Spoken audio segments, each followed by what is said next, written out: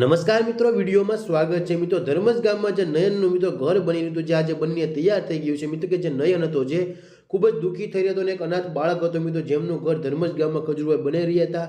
આજે તે ઘર બનીને કમ્પ્લીટ થઈ ગયું છે મિત્રો। ઘરની પૂજા રાખી હતી, તમે વિડીયોમાં જોઈ શકો છો કે નયનની ખુશી ને ગામ લોકોની એટલી બધી ખુશી મિત્રો, કે નયનને ઘર બની ગયું તેથી ગામના લોકો અને ખજૂરભાઈના ચાહકો ખૂબ જ રાજી થયા હતા મિત્રો। અને ખજૂરભાઈએ મિત્રો ઘરની પૂજા કરીને નયન સાથે ગૃહ પ્રવેશ પણ કર્યો હતો। તો મિત્રો નયનની ખુશી બેફામ હતી મિત્રો, કે ખજૂરભાઈએ જે તાજમહેલ જેવું ઘર બનાવી દીધું મિત્રો।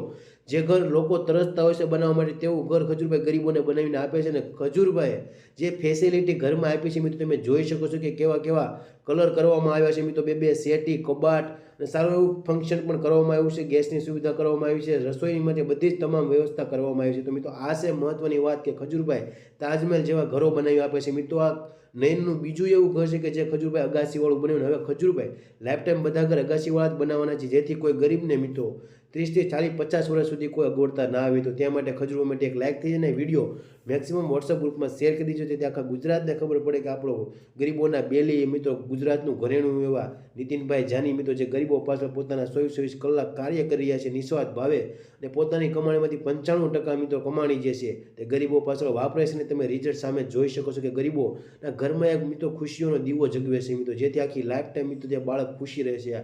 આ અનાથ બાળકનું કોઈ નહોતું, પણ મિત્રો ખજૂરભાઈ તેના વારે આવીને એક જે તાજમહેલ જેવું મકાન બનાવી દીધું ને ભણવાની બધી જ વ્યવસ્થા ખજૂરભાઈ કરી આપી છે। તો આ છે સાચી સેવા મિત્રો, માનવ સેવા એ જ પ્રભુ સેવા મિત્રો। તેના સંગાથે ચાલતા ખજૂરભાઈને લાખ લાખ વંદન છે મિત્રો।